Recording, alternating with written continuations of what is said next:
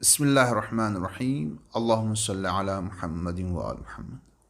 Islamic rulings are the kind of rulings originated from Allah subhanahu wa ta'ala in order to organize the life of human.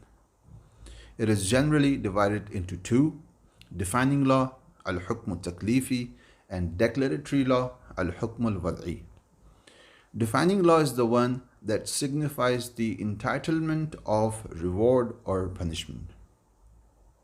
Defining law is then divided into five: obligatory, wajib, recommended, mustahab, abominable, makruh, prohibited, forbidden, haram. What is the definition of these five terminologies that we hear in our everyday lives? Obligation, al-wujub, is a compulsion of performing an act with no permission of leaving it.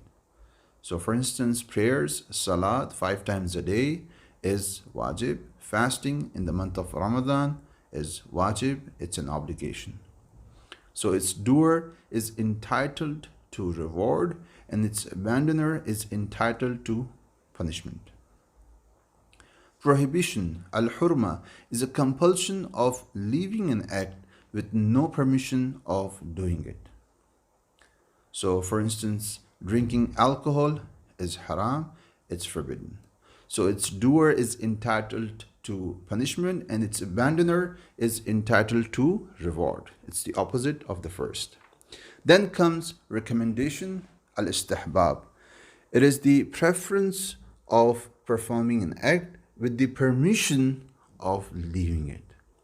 So for instance, Salatul Layl, night prayers, is mustahab. So its doer is entitled to reward and its abandoner is not entitled to punishment.